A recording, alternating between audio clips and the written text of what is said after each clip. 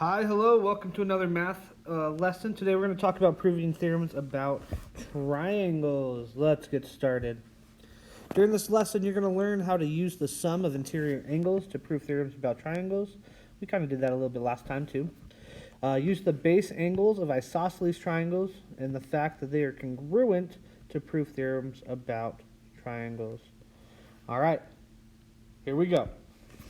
Angles of a triangle. Interior angles of a triangle are the angles on the inside of the triangle. Okay. Exterior angles of a triangle are formed by extending one side of the triangle. The exterior angle is the angle on the outside of the triangle along that line. The interior and exterior angles are supplementary angles, so they add up to 180 degrees. So here we go.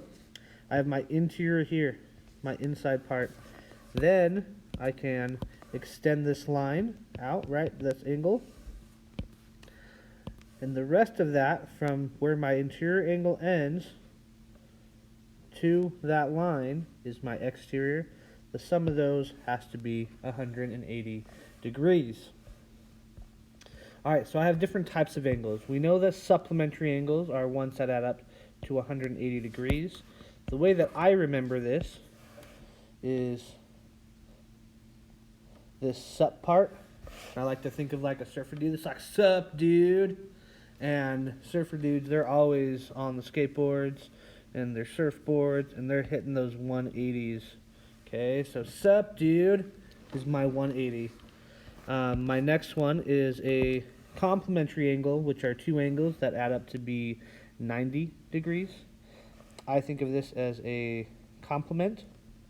Okay, and when we do a complement, okay, it's like if you got a little person here and they are shaking hands with another dude here, right? So when we shake hands, we usually form two 90-degree angles so that we can shake hands. Okay, so we either got our sup dude, surfer guy, or we're complimenting someone and we're making 90-degree angles so that we can shake their hand because we're so proud of them.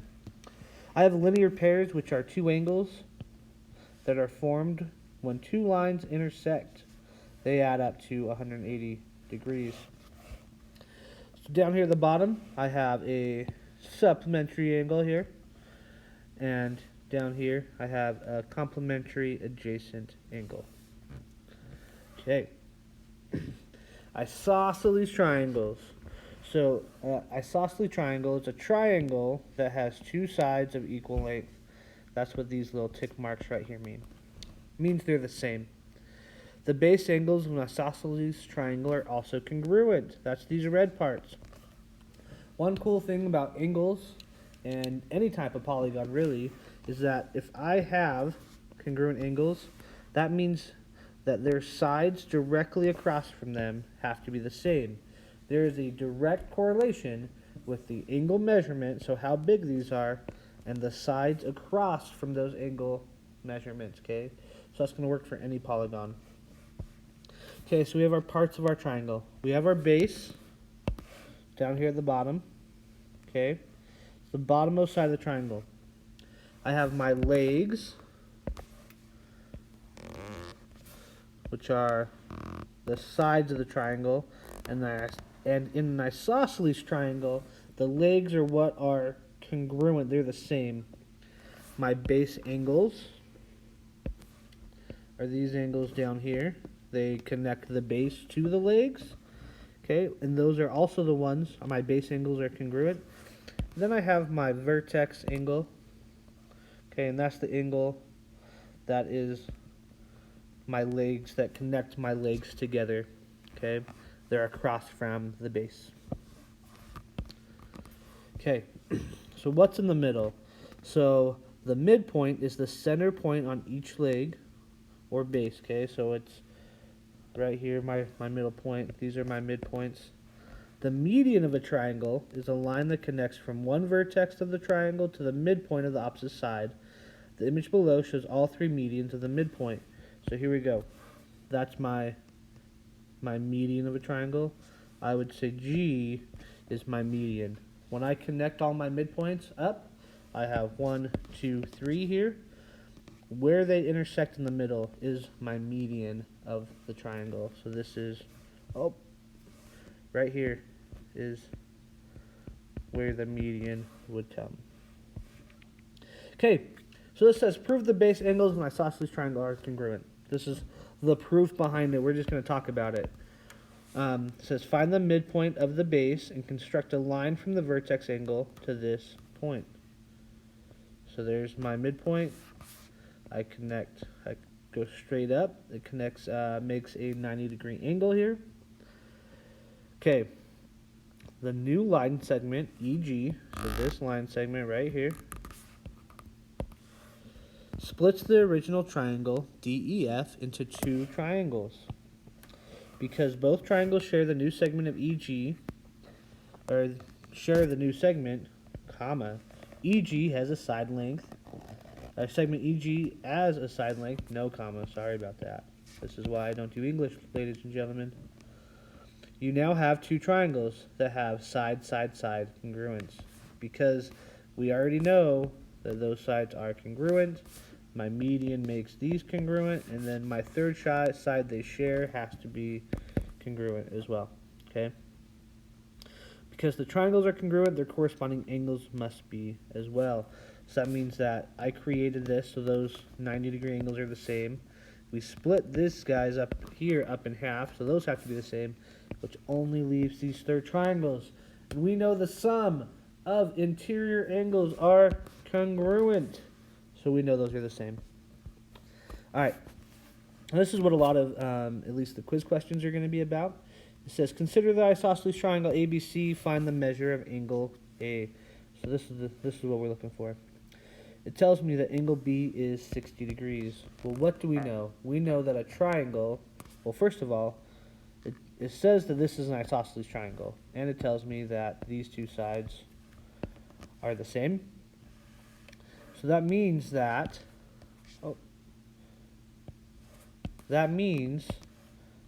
this angle and this angle have to be the same, right?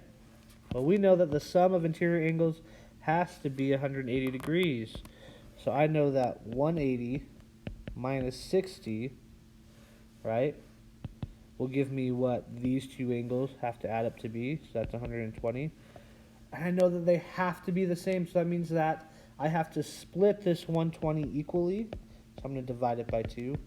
And I get 60 degrees. And this actually, because all of them are 60 degrees, this is actually called an equilateral triangle, meaning all sides and angles are the same. So that side, that base, is actually the same as the two legs, which is awesome.